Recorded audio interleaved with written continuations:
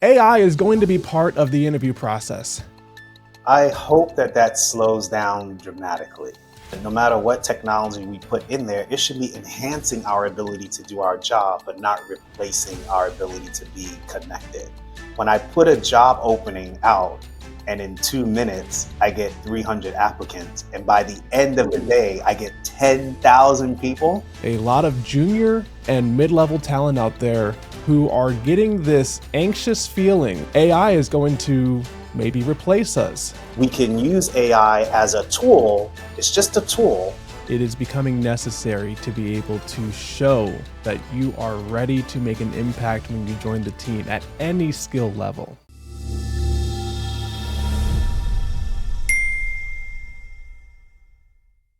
Welcome to Shifting Talent. This is a show where we're going to be exploring how technology is redefining the strategies and the people that companies actually need to win in the future. So I'm going to be your host for this show, Robert Roll, co-founder of HTD Talent. And today we're diving into a topic that I think is reshaping every corner of the enterprise, which is AI. And our first guest is someone who knows a thing or two about staying ahead of the curve. So Gerald Gordon is with us today. Gerald is a veteran technologist and an engineering leader, and now the founder of ReferenceMe, which is a platform that's helping organizations to verify talent faster and more effectively. And he also coaches senior tech leaders on how to get the most out of their next career move. So Gerald, you've built and led teams through multiple waves of transformation. So I'm really excited to get your thoughts on where we're at and where we're going. And honestly, I think we're going to be spending some time talking about your background, but I'd love for you to weigh in on what we're seeing right now, because the world is literally evolving around us so quickly that what was cutting edge 6 months ago, it literally feels dated today. We saw OpenAI drop GPT-5 last week. The world is moving crazily. It was less than 2 years ago we saw 3.5 come out and really get that mass adoption. So I want to get your expertise and thought process around this. Do you see this pace of innovation just continuing, or do you think it's bound to level off at some point? Robert, one, I want to thank you for allowing me to be on the show. I'm super excited to be here. And this is one of my favorite topics, AI in general.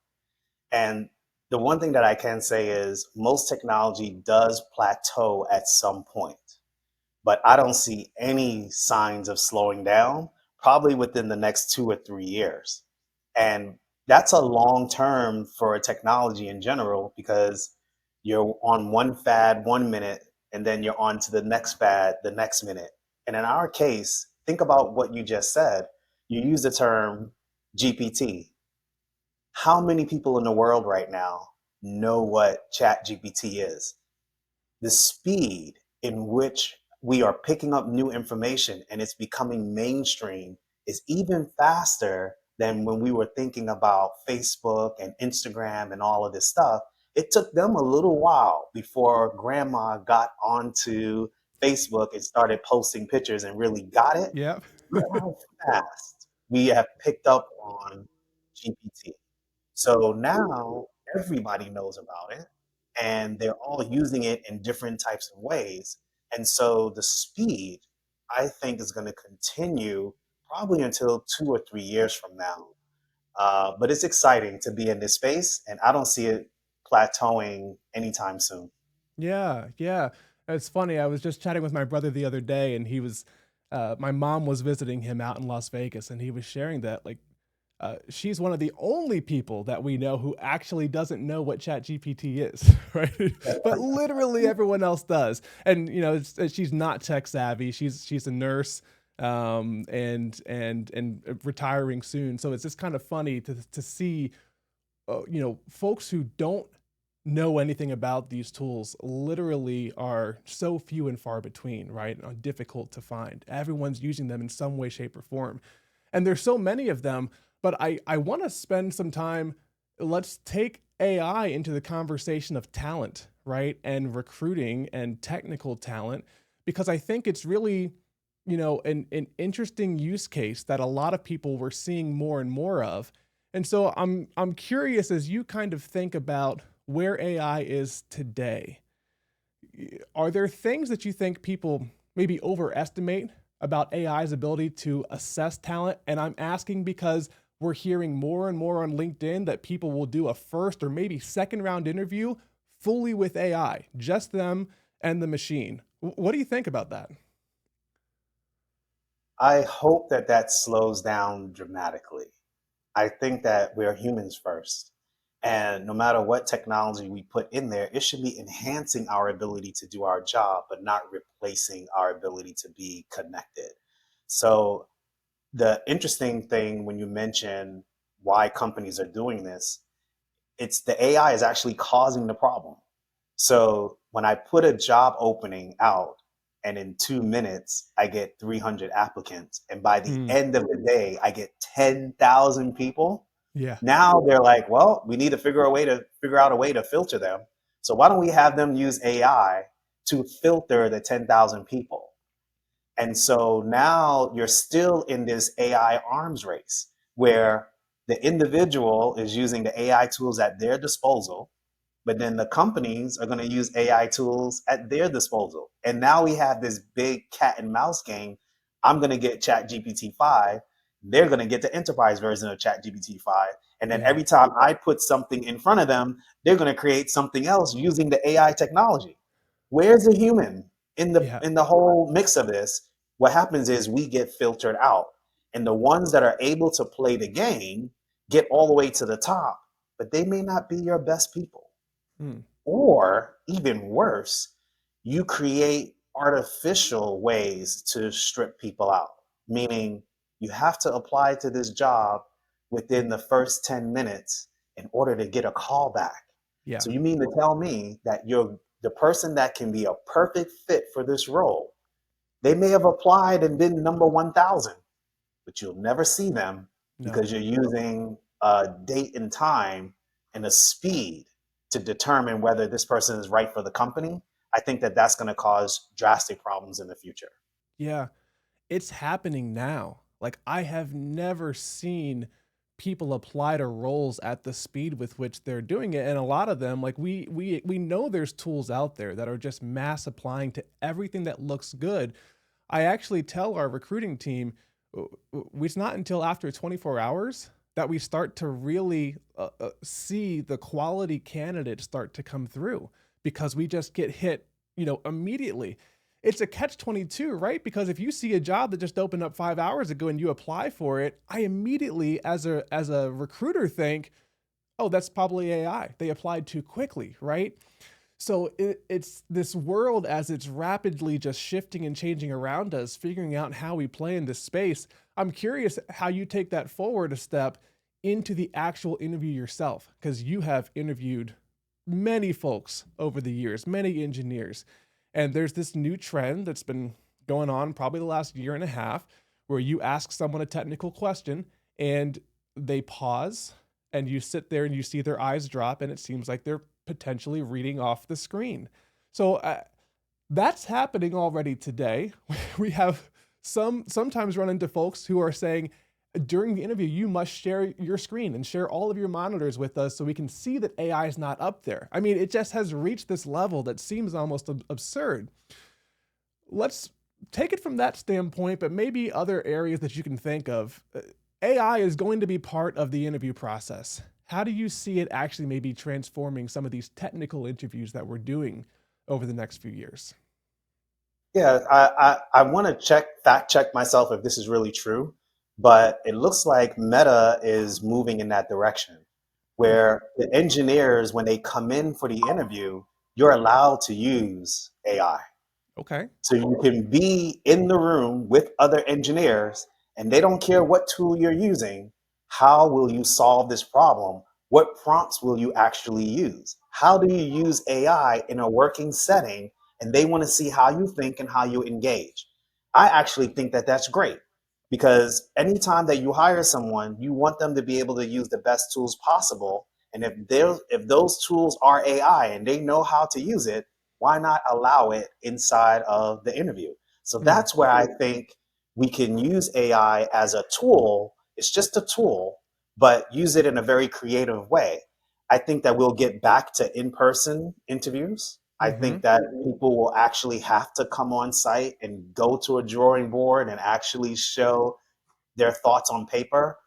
Now, it may not be the first interview, but it should be the second or third interview where you're actually having hands-on Mm-hmm. connection with the people. But the challenge is, how do you get into that room? Yeah. Because Yeah. that's where they don't know you from anywhere and they have to choose you out of 10,000 candidates. And that's where the next phase of our whole industry is going. It's not going to be who you know, it's going to be who knows you. Yeah. And the reason why we can say who knows you is because before I even talk to you, I'm going to get a first impression from your social media presence. Hmm. And I don't think people are thinking about that the way that they should. The influencers have figured it out. If an influencer wanted to work for me and they already have 30 million followers, they're going to get a leg up over anybody else that's interviewing because they've already shown that they have influence. Mm-hmm. Well, we want to do the same thing when it comes to hiring talent. It's no more learning on the job. They want you to come into the job with the experience to help be a culture add or a Hmm. culture multiplier. And you can't come in as a culture multiplier saying that you're learning on the job. No, no, no, 100%. And I want to go back for a second because you were talking about how do you get your foot in the door, right? And one of the things that you've already referenced as well is just the sheer number of resumes that managers are seeing. But there's also the fact that these resumes that are coming through now are perfect. Like they are all written the same way. Sometimes we get a follow-up email from candidates once they've applied and they look identical, but they're perfect. I almost want to reach out to the person who has a typo on their resume because I know that at least there's probably a real person here, unless the AI has already figured out that maybe that's an indicator of how I'm going to choose who to interview.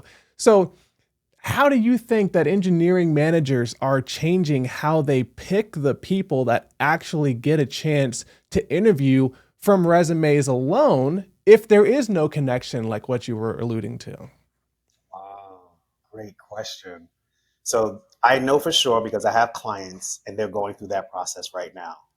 They know that last year they would put their resumes in and get all types of calls from recruiters. And now they put their resume in and it's just lost in a sea Hmm. of things. So that's actually happening today, right now. The way that I do believe we move forward, though, is building real connections with people, not just at the time that you need to get hired, but on a continual basis. So, the very first thing is you have to recognize that if you're not someone who actually has built a media presence, you need to start doing that. It's Hmm. no longer a luxury. If I can't find you on LinkedIn, I don't see that you're commenting on great articles. I don't see you sharing any thought leadership, but yet Yeah. you are a senior leader. That's going to be a problem Hmm. because the way that people are going to address you and find you and want to actually talk to you is going to be because of your media presence. Yeah. Does the same apply to engineers, those who are getting to senior and lead principal levels of their career? Should they be putting out thought leadership as well on technical areas on platforms like LinkedIn, or like where's the place to do that to make sure that that's actually being seen when you're interviewing? Okay, sometimes I want to take a step back from the interviewing space in general, right? Mm-hmm. If you're a senior leader today, you should be a thought leader. And thought leaders contribute to PhD papers, research, open source software. So they should have a portfolio and they're helping other people improve their software applications, engage in panels where they can talk about startups and how, so they should, their worth is not based off of what they do with their hands. Their worth is actually based off of the relationships that they built. Hmm. And so they need to be connectors because the system is going to require, no matter what company you go to, the higher you go, the more system thinking you have to have. And in order to have those system thinkings, you have to actually have connections with people. And so the most senior in our group, they're not even writing code. What they're doing is they're building the connections and creating the architecture so that other people can actually code and put these pieces together.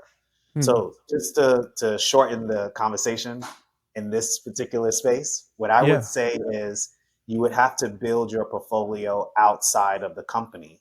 But by doing so, you provide value within the company. So Mm-hmm. the more people that you connect to, the more open source projects you contribute to, the more you share your thought leadership with up and coming leaders or adjacent companies that are doing things that complement what the company is doing, the more valuable you're going to be. So you Yeah. have to actually grow outside of your company. And those Yeah. who don't are going to have a hard time when, 4 or 5 years pass and they're wondering what's going to be my next move, but they haven't spent any time building the brand outside of the company that they're in. I think that Mm-hmm. that's going to be a problem. Yeah. Yeah. So like I feel like LinkedIn is the obvious choice. This is, I mean, may or may not even be interesting to you, but I'm just curious. When I look through LinkedIn, um, and I see this with technologists a lot, but I also see it with leaders, senior leaders. Like you just see a profile, a LinkedIn profile that someone clearly has not put any time into telling you something about them. I'll be picky and say they may not even have a picture, right, or anything. It's just blank. They sometimes don't even share their full name. You just see first name and last name as an initial, and a couple of jobs with no detail whatsoever. What's your advice to those people when we're thinking about how the world starts to shift and change and how we create that presence? And I've seen you talk about a couple of these types of things on some of your videos. So, what is your advice to people starting with their LinkedIn profile in terms of how do I establish myself and show the work that I'm actually doing, the value that I'm providing, and some of the thought leadership that's possible? I'm going to jump in and add something to this. What I suggest to my clients is that LinkedIn can go away. Facebook can go away. Instagram can go away, right? We're using these systems, of course, today and they're available, but it's possible that they'll go away. So I don't want to wrap my identity only in LinkedIn. What I want to do is have it much more diverse. So I believe you should have accounts everywhere. So Facebook, Twitter, LinkedIn, um, and things of that nature. But I also 100% agree that you want to be able to control your brand fully. And what better way to do that if you're a technologist is to have a personal website. So Hmm. you should be able to go to robertroll.com and you are talking about you and your company is just happens to be something you do, but who you are, you have full control over that. So a good example for me, if you go to geraldsamuelgordon.com, I own that, and you'll see who I am. You'll see the projects that I've been a part of. You'll see the different businesses that I support. You'll hear thought leadership about the things that I care about. I think that as we continue to go down this path where technology is all over the place, you have to have a digital presence that you control. Because Mm-hmm. if you don't, then you are at the mercy of everything else that's around you. Yeah, yeah. It's good advice. I'm sure someone out there is currently buying robertroll.com before I can get to it, so I have to pay extra money for it, but we'll see. We'll see if we can get that going. And it's great advice. I want to shift a little bit to thinking about, okay, we've talked about interviewing, talked about resumes, we talked about, starting to stand out there. Just the general workforce of the future. And where I want to start with this is thinking about there's a lot of junior and mid-level talent out there who are getting this anxious feeling when I look into the Reddit forums about AI is going to maybe replace us, right? Or at least it's going to overshadow our capabilities. Like, what is your advice? What is your advice to the junior to mid-level person who's concerned about being overshadowed by AI? and how they can make sure they are leveling up with these tools as they come out to continue to be able to apply problem solving capabilities in ways that companies find valuable.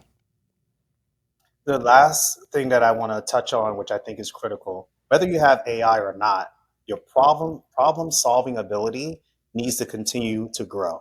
So the very first thing that I would tell, if you're just coming out of school or you're a mid-level or you're even trying to get into a different role, let's say you're in healthcare and you want to go to tech, or you're in manufacturing, you want to move over to tech.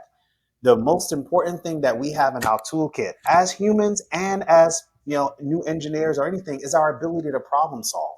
Hmm. And so being curious about problems, reading up on how they're solved, continuing to keep that skill alive is going to help no matter what system that you use. And so, yes, those who are not curious and they choose not to improve on their problem solving skills, whether those problem solving skills are social, Yeah. they can be technical, and they can be environmental. If you are not honing those skills, it's going to be a problem whether AI is there or not. So that's number Hmm. one. You have to know how to look at things in a particular way, work with other people, and come up with solutions. Number two, I think some of our younger people don't realize the advantages that they have.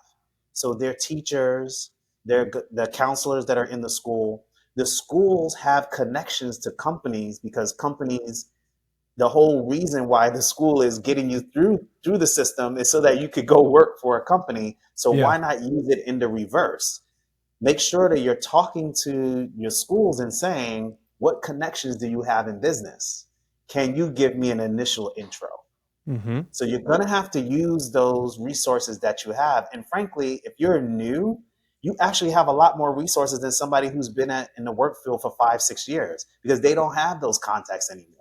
Yeah. So you have people who are interested in newer talent because they want a different way to actually impact their culture. So there's a huge value in using the resources you have to kind of get you in the door. So Mm-hmm. internships are very good. Talking to guidance counselors about the companies that frequently go to campus and ensure that there's a connection there. And then, of course, working with third party systems. I don't understand why so many students don't take advantage of this.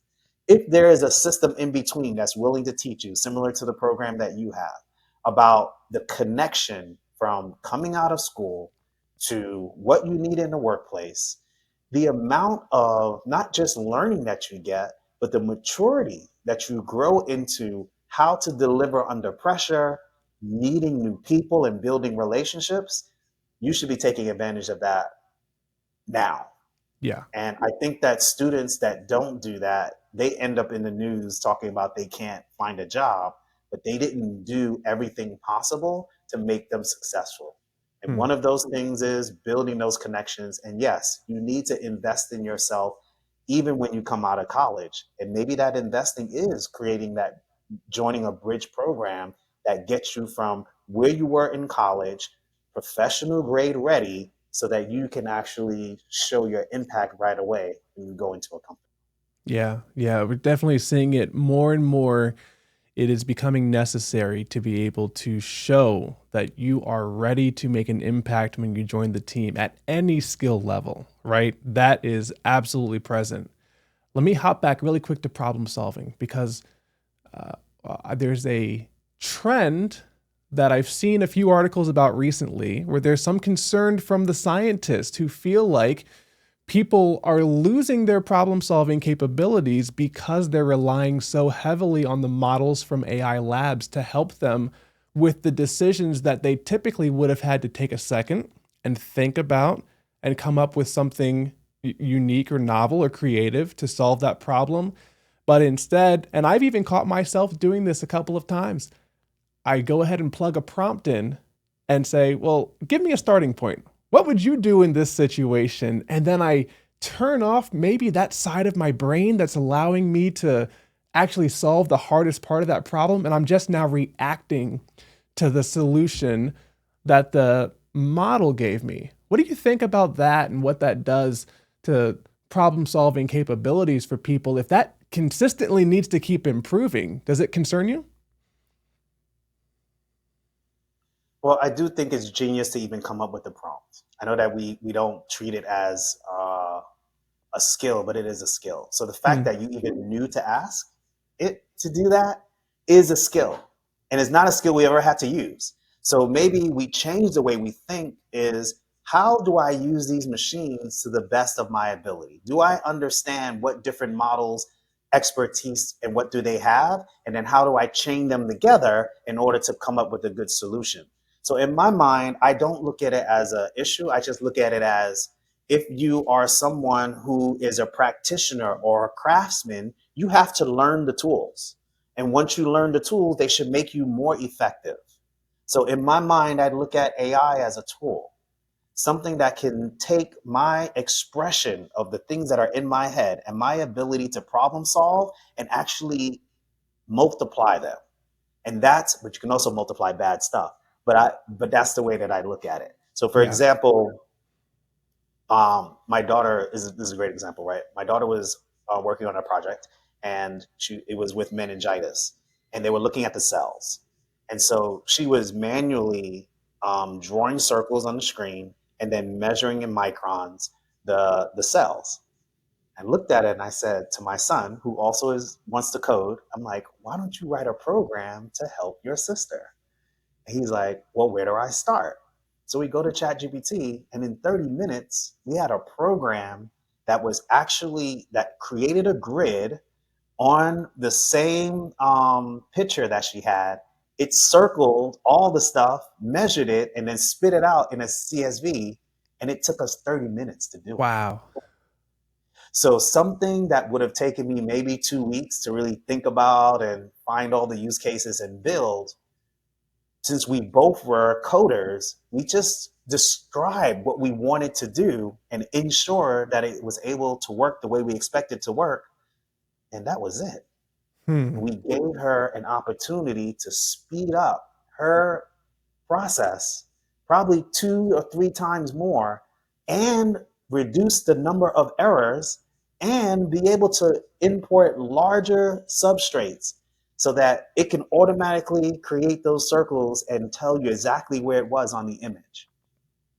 That to me is how we should be using these systems, not Yeah. to slow us down or to make us feel self conscious about how we build and deliver, but they should amplify something that was going to take me 2 weeks. The idea, go build it, let's test it out and actually have a working product. Hmm. That's amazing to me. So talk to the person who looks at that amazing ability and is an engineer today and is concerned and says, they're going to replace me. Like, do you actually see AI leading to fewer engineers, or is there some more nuance there? Well, I'm a big proponent of robots. So I think that there'll be a whole set of new jobs. I was just at QT the other day and there was a robot cleaning the floor right beside me. And Wow. I walked around it and I moved and it waited. It even gave me a little digital smile. So the software and the hardware is going to continue to evolve into a totally different industry. And there will be much more things for engineers to do. I think engineers are going to be more system thinkers and architects than Mm-hmm. actually code writers. But I also think they need to know when something doesn't smell good. And so your ability to detect the problem comes from this seasoned skill that you have. So those who have been in industry for a while, they have an advantage because they know when something doesn't smell good. It doesn't matter who built it. At the end of the Yeah. day, this doesn't smell good. I have an idea what that means. That's where their superpower comes in because they have the experience. Now, if you're new, what you should be doing is leaning on those architects and leaning on those senior people to help you think that way. So, no, I don't think AI is going to replace the notion of an engineer, but I do think it becomes a toolkit that they can use to actually accelerate what they already do. What about engineering leaders? Could AI ever replace some of those functions? So, an engineering leader's primary responsibility is actually to force multiply themselves through relationships, through communication, and the ability to actually bring out the best in others. So everything I just said reminds me of a soccer coach or a basketball coach or somebody who has been there and done that, and now they want to share their expertise so that the next generation can actually grow. That will always be around. Yeah. Leaders leading leaders, but leaders first need to know how to follow. And once they learn how to follow, they can become great leaders. That has nothing to do with technology. It has everything to do with the human to human connection, which is what I love too. The higher you go as an engineer, the more papers you write. The Yeah. higher you go as an engineer, the more conversations you have. It's not necessarily about hands on keyboard. It's now, can you express what's in your head to another human being and they can catch on fire and understand what you're saying so that they can create a movement? That's what great Mm. leaders do. It's not Yeah. necessarily about the technical part. Yeah. That's a perfect segue into us understanding more about your background and experience. For the engineers out there who say, man, I'd love to make the move towards management and senior leadership eventually. You've had roles as engineering leadership. You're now an AI startup founder. I'm just curious, tell us a little bit about your story and maybe if there's a through line in your career that kind of brought you through to this point, what you're doing today and how you got here. Yeah, the first thing I'll say, I don't know how it all ended up this way. If I was to actually try to extrapolate it from what I wanted to do early in my life to where I'm at now, I would not be able to draw a line. Hmm. It was so different in so many different areas. And as I started learning and growing in life, it led me to these different places. I would say when I was younger, I wanted to be a building architect. At 7 years old, I would see buildings and I would say, that's something I want to do. And as I started growing and maturing, I started to learn certain things. Number one, my grandfather was a master carpenter and he built the homes that my family lived in Trinidad. Wow. I had no idea. So I'm like, okay, engineering, carpentry, that type of stuff must be in my blood. Then I moved to Xerox and I worked for them for 13 years. And I had the most amazing experience. I was working on a product that was in CAD. It was only on the screen when I was an intern. By the time I left, we were building 90 something of those machines a day. When we first started, it took us months just to build one part. And so I got to see something that started on the screen, did not have any tangible piece to it, to becoming a world renowned printing press. And we were building 97 a day, 4 miles of wire, immense amount of technology, software, engineering, all the stuff. And all of that that's not even software. That's just traditional engineering, manufacturing floor, building the parts and building the machine. When I moved into software, I was always the one that was fixing the problems on the line. That brought me into, oh, you can use software to help you solve these type of problems and Okay. detect them before they happen. And so that's when my love for software really came in, is that I saw it as a way to take something from your mind and actually make it in reality and be able to test it quickly without having to go through months and months and months about building a prototype. Hmm. So coming out of that space, I always have the engineering. I always say the free body diagram, which you learned in physics, right? I always have a free body diagram when I think about my problems. And that came from the foundation of traditional engineering. When I started moving into leadership, I started to notice the same trend. There is a science to leadership.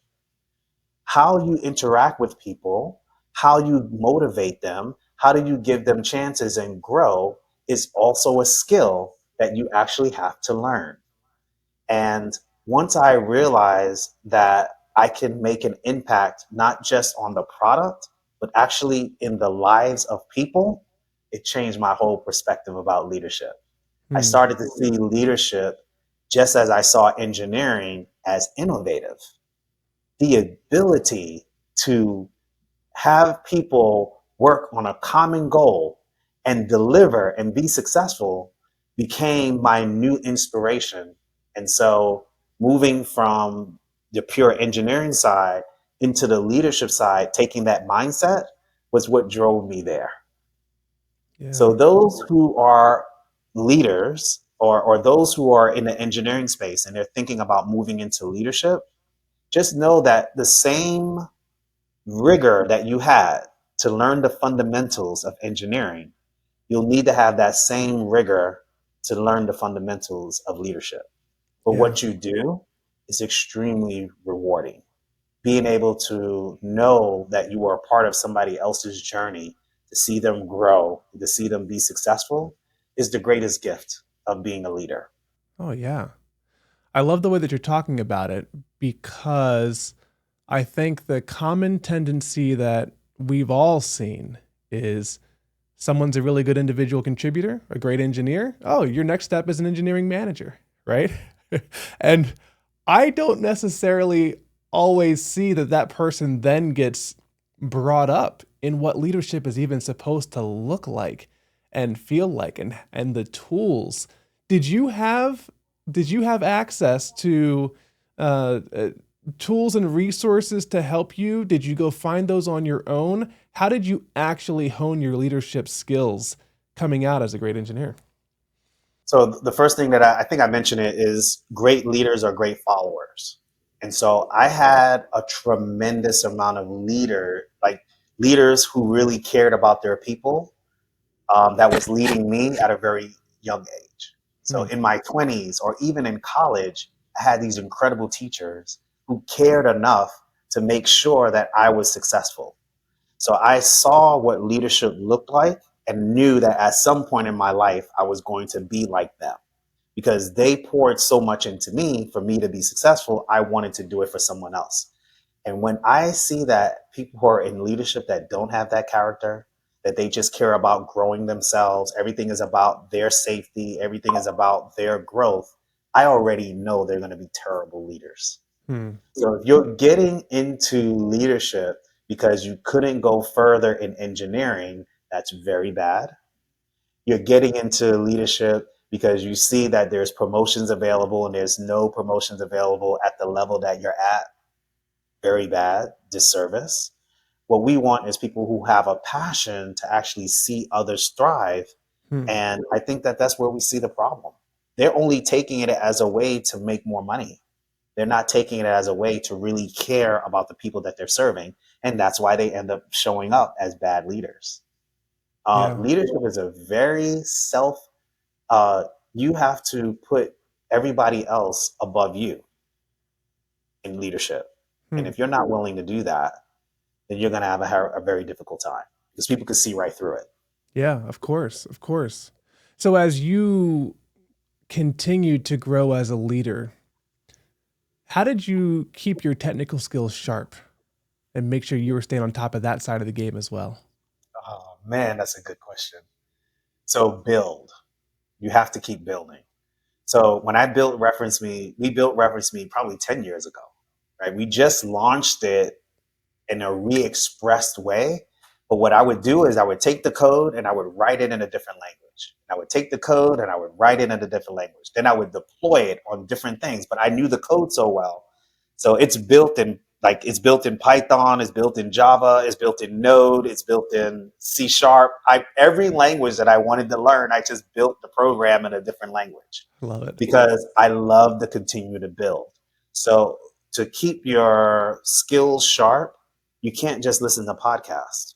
You actually have to go hands on keyboard and play. It makes it easier now with AI. With AI, you can play on many dimensions now, but that's how I always kept my skills sharp. And even to this day, I still can go into the servers, I can see what's going on, I understand how my monitoring works with the programs that we built. And even when I share with developers what I need for them to do, I'm in there with them with the design, the system thinking, and how we want to do things. And so that's how I've always kept my skills sharp.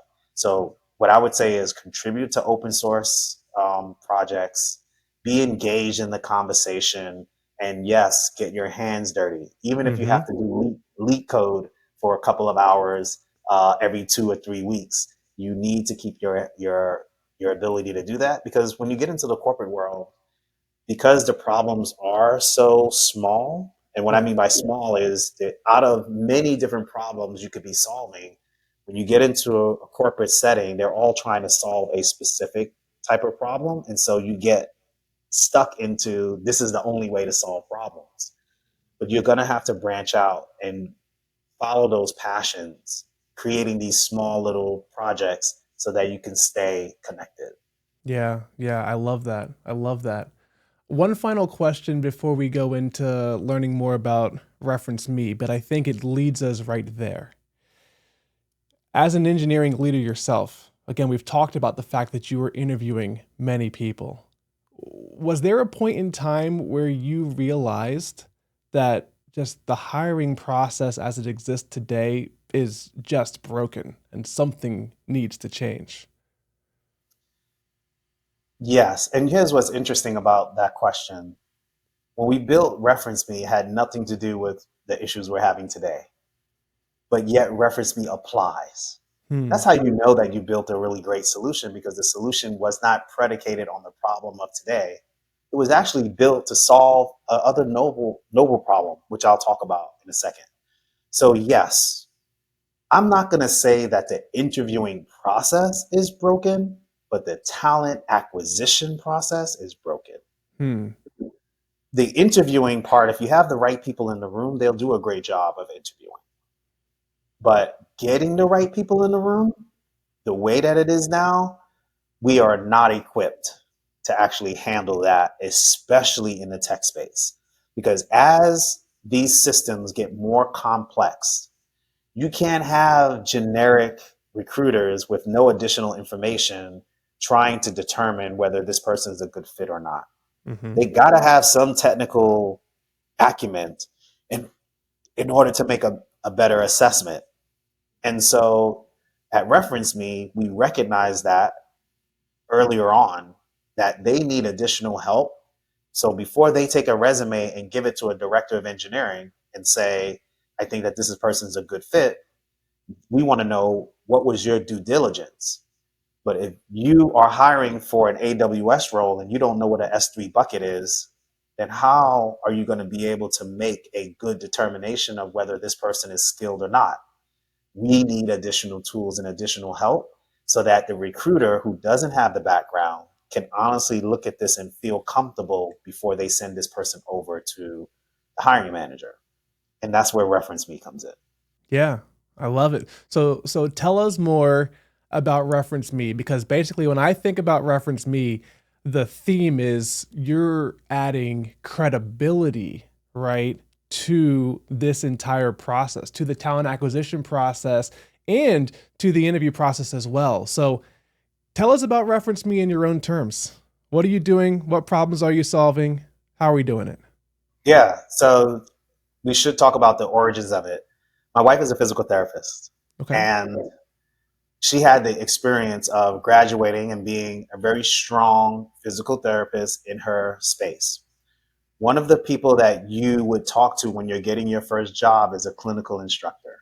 The clinical instructor may have 26 students, but that clinical instructor knows the specialty of the physical therapist. So they are a really good reference. So when you go out for a job, you're most likely are going to request that your clinical instructor is a reference for you. But this particular clinical instructor had a rule. Let me know before somebody calls me whether I can give you a reference or not. So my beautiful wife goes out and she applies to hospitals, assisted living places, and in her mind, she's like, "Hey, I may get one or two of them, Sure. but what if all of them want her?" And that's exactly what happened. They all were interested in hiring her, and they're like, "Wait, we need to check your references." So all of these different companies kept trying to get access to this clinical instructor to give my wife a reference. And at some point, it became annoying to the clinical instructor, who had to inform her and say, listen, you need to let me know ahead of time because I can't wait all day trying to give you a reference. And that's when my wife came to me and said, "You're in technology. Why don't you build something so that I can hold on to my references and not have to keep asking this guy to give me a new reference?" And that's how Reference Me was born. We were solving the problem of this icky feeling of asking somebody for a reference. And then you go to another job and you go ask the same person for a reference again. Then you go to another, and you can see the cycle. This person is a critical reference for you, but you're exhausting the time you're reaching out to them. And as a woman as a black woman who's in physical therapy, which is not many of them, Sure. they are very cautious about who they're asking and what they're asking for. And so that's what we solved for. We made it very convenient for her to be able to take her reference to companies that she got once from the clinical instructor, but use it many times. That was the solution we were solving for. Wow. Now, 2 years later, we find out resumes are perfect. How else can we differentiate ourselves as a top candidate?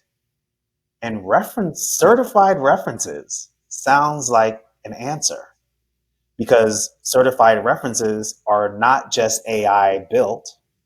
Yes, we use AI to help the reference author write the reference, because everybody will actually go to Google and look for templates anyway.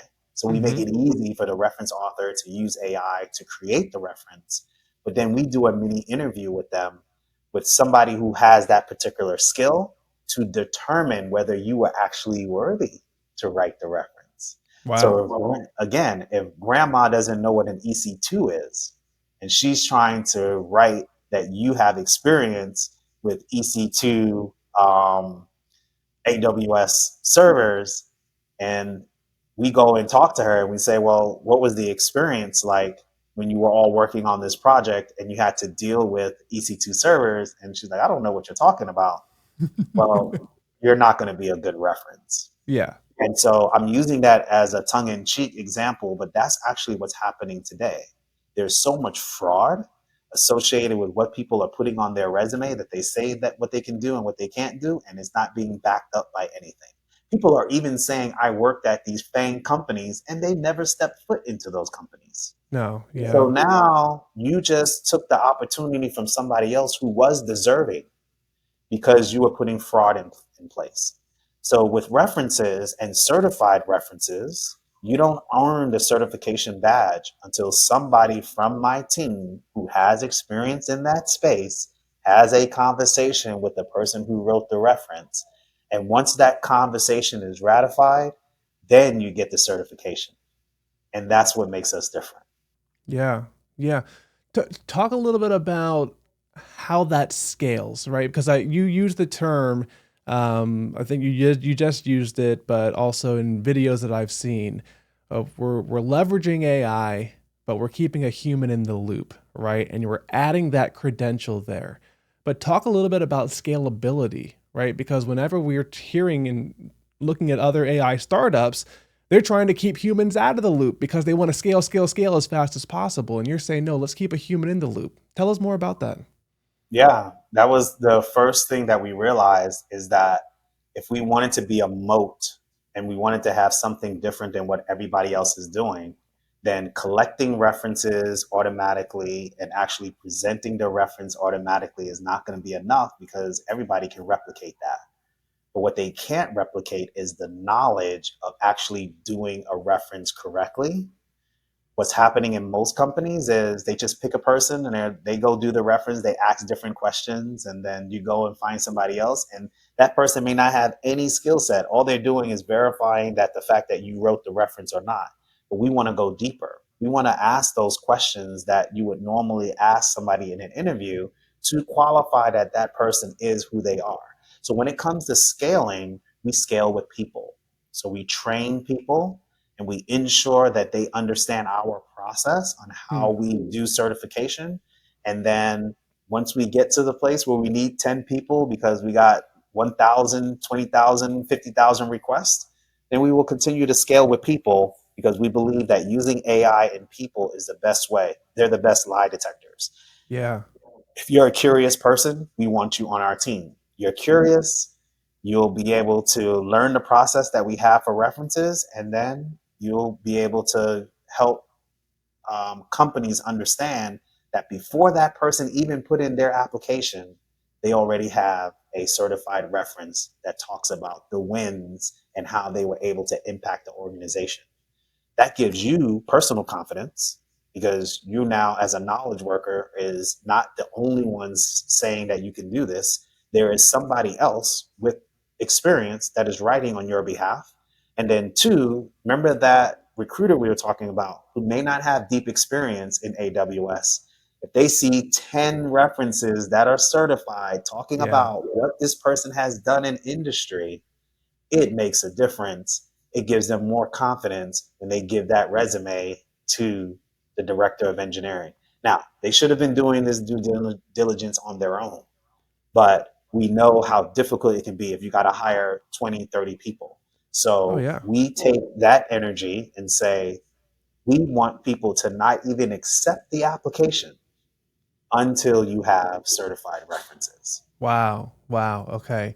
It really changes the game. I got to think back in my career, 15 years ago, coming out of school, I got started as a recruiter, right? And I remember it was after the point usually if someone had already gotten the job. The references were almost an afterthought, which I think happens like 90% of the time. It's like, oh, we got to get some references for this person.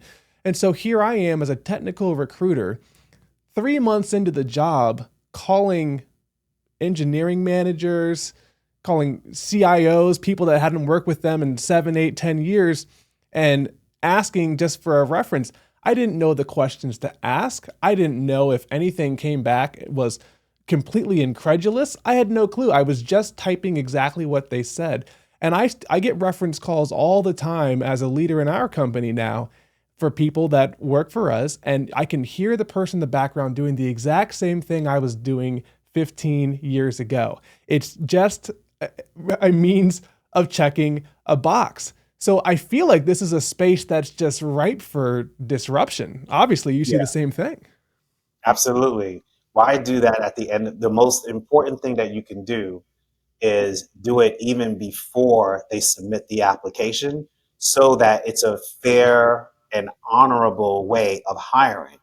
Yeah. We're not going to we're not going to cheat the system by creating fake references. We're always going to have a human in the loop that's verifying the reference. And then if those who don't want to do it may not be the people that you want in the company anyway. And Yeah. that's kind of the mindset that we have is what do you have to hide? You're not able to do this in a very easy and succinct way. And are you the right person for the company? Hmm. Now, after the references are created, there's something else that magically happens. And what happens if you use ReferenceMe, you hire 5 people, and you find out that 4 of the 5 are doing exceptional at the company?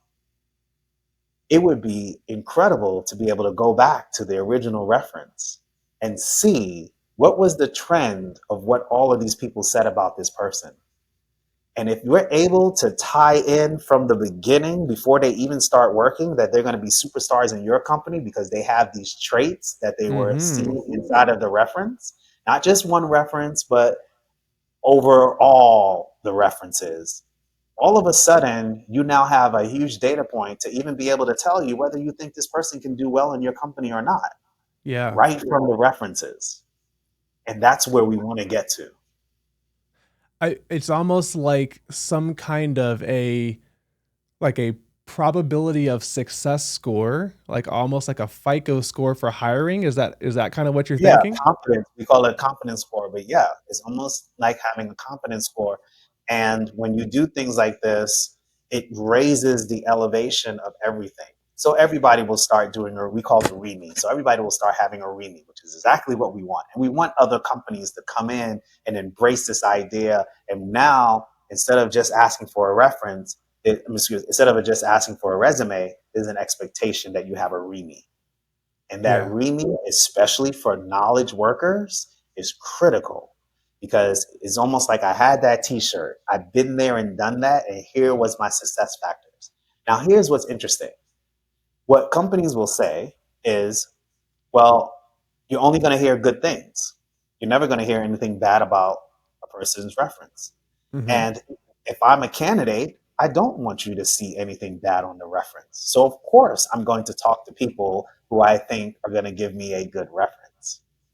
But what we're saying is if many different people all have a similar thread, that that's very different because each person is going to write about you based off of your experience with them. And then when we do the interview, we're going to keep it at the point of what was the impact that that person had. And if there's a common theme across all of these references, then even if they did get a bad reference, but 7 of the other ones are good, it still helps you make a good determination, more so than the resume that you're dealing with today. Yeah. Yeah. I almost think of it like we were talking earlier, right? Where I'm more likely to want to interview the person that has a typo on their resume because it makes me feel like this person's real. It's like, hey, we're all human beings. I can tell you that there's a bunch of people I wouldn't necessarily want to give a reference about me from way back in my career, but it's almost like there's a human component of, hey, you're not going to be a fit with every single role. If you're not a fit there, let's talk about why you weren't a fit, because that might actually, again, having a credential on that may actually help someone else say, oh, that was the problem there. That won't be an issue here, and here's why. Yes. So many things happen, right? Having conversations with people is incredible. We can't lose that. And that's why I keep going back to, as we were talking about earlier, yes, we're changing direction when it comes to technology, but we cannot ever lose the human touch. Yeah. And us saying that every product that we build will always keep the human as the center piece of it is what our company is committed to. Whether we Yeah. decide to start building robots, whether those robots help us to do things, there will always be that human component to it because that's just who we are. That's that's the essence of the human experiment. We never want to see that get replaced by a system. We always want to have the humans in the loop. So in the future, we will be building tools that will look at AI and give you an indication whether it's AI or not. Hmm. So imagine this video that we're having, and there's a little button on the bottom that says this is real and not AI generated. That's how we want to actually grow in the future because there'll be video interviews, there'll be all of these different things. But where's the company that's actually ensuring that these things are authentic? That's what we want to do. Yeah. I was just watching a podcast, a video podcast with one of the directors of a Pentagon government program that looks into sightings that people have of things they can't explain in the sky, UFOs, UAPs, you name it. And they're creating a portal right now to allow people to upload footage, audio, anything you have in terms of data so that those items can be investigated. And most of them, they're able to determine, oh, you thought you saw a hovering mothership. It was Venus in the sky, over New York City or something like that. But one of the key questions there, right? And this is way off topic, but it's on my mind because it's just interesting. As we get further and further advanced with AI and its abilities to create video and audio, like how does an institution like that even validate what people are uploading wasn't just produced on AI, right? It has gotten to that point where I think everyone saw the video of the bunnies jumping on the trampoline recently, and then were appalled to find out that it wasn't real, right? This stuff's happening now. But I think we will move into that era of like validation. I think Yeah, we will ask systems to do things and then it's up to us to determine if they did it right or they did it wrong.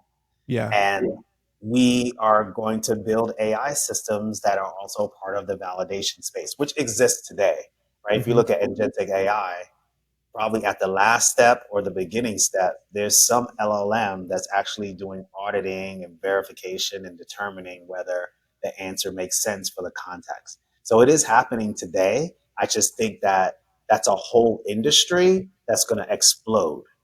Yeah, Guardrails, determining if something is real, detecting. I mean, we have the elections coming up in the United States.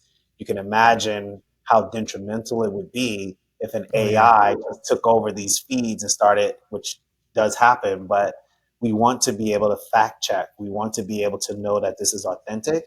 And I think that that's the next wave. I call this term authenticated attention. Hmm. Authenticated attention is what people are going to crave. It's the reason Yeah. why when you call customer service and the first thing you say is representative, it doesn't matter what it is, you pressing zero and want to talk to a person. The reason Yeah. why you want to talk to a person is because you know that if it was a straightforward answer, I wouldn't need to call you. Hmm. I'm calling you because it's a complicated situation and I don't want Exactly. to waste time trying to go through your prompts to solve my problem. Now, AI does make this a little bit better, but if I actually have to pick up the phone to call you and I want to talk to a human, I don't want to talk to a system. Yeah. Yeah. And for the love of God, if I do talk to your system, by the time the human gets on the phone, please let them be filled in on what we've already Oh, discussed. just It is talked about. Oh my unbelievable. gosh. That is, that also happens with the job applications, right? They're like, okay, upload your resume. So you upload your resume, and then it's asking you all the questions that were in the resume. And you're like, why are you doing that? I just Yeah. uploaded my resume. You have all the information. Well, it's because the way the systems are set up, the interface can't read the information from the Hmm. resume. So now you have to manually put it in specifically this way. Yeah. That's one of the areas that I think AI will succeed, Oh where yeah. anytime you have two different languages, it's able to connect them. It makes Right. the Yeah. whole Yeah. world smaller because we're able to use AI to connect us. Absolutely. But like even in a world when technology couldn't quite handle parsing out a PDF and putting it in where it needed to go into the system, LinkedIn came in as a game changer and said, "Oh, one click easy apply." And they became the standard where I remember jobs I was applying for 10 years ago, I just filtered for the ones that would allow me to easy apply because each link took you to a website to go do the exact same procedure and it was miserable. I kind of think, and this is probably my last question for you, but thinking about the reference system that exists today and you're thinking about this in a whole new way, right? What does the world look like in 5 years when your startup is successful, has scaled amazingly, and becomes the gold standard for both job candidates to get their references credentialized, but also for companies to trust that what they're seeing is 100% legit? How does the world look different in 5 years? That's a great question. I a little bit. I will say we want to be on the validation space. So we'll do more than references. We would be able to help you find top talent that actually has already been vetted. So your company just focus on telling us what it is that they need, and then you have the external company using our systems to validate, and not just references, but validate credentialing your schooling, credentialing background checks, credentialing um, your ability to communicate, all of these things that are required in order for the company to be successful. We want to take over all of that. So in 5 years, it's not just references, it's everything associated with determining that this candidate would be a good fit for your company. Yeah. Yeah. I love it. Tell people where they can find you. I'm going to give you your first plug on LinkedIn. You put out video content all the time. So if you're not following Gerald Gordon, make sure you click follow Gerald Gordon, check out the content that he's putting out. But Gerald, where can people find you? Where can they find Reference Me? Give us some of those things that we can add and we'll put them in the show notes as well. Well, thank you. So everywhere we're referenceme.ai. That's actually our website. It's called referenceme.ai. On Instagram, you can find us as referenceme.ai. Facebook, Twitter, LinkedIn. So we have spaces there. But yeah, if that's one of the things that we are very excited about is that we do take our social media presence really seriously because we know that that's the first impression people are going to have of you is they're going to talk to software to learn about you before they actually talk to you. Yeah, I love it. I love it. Again, make sure you send those to me so we'll make sure we can get them into the show notes for YouTube and on LinkedIn so folks can find you. I just want to say thank you for making the time to do this, to join us for this video series. For those who are watching, we're going to continue to have conversations like this, at least one a week with engineering leaders, talent acquisition leaders, folks who are in and around this talent space. And look, we know the world is changing around us. We want to talk to the experts. And so, Gerald, for being the first, we thank you for making the time to join us here and share your insights and about the company you're building. I really enjoyed this. I am excited to see that we're having these conversations. When you were thinking about this some time ago, people weren't having conversations like they are now about AI and how it affects us. And it's exciting to hear all the different perspectives. So thank you for Yeah. having me. No, thanks for being here. We appreciate it.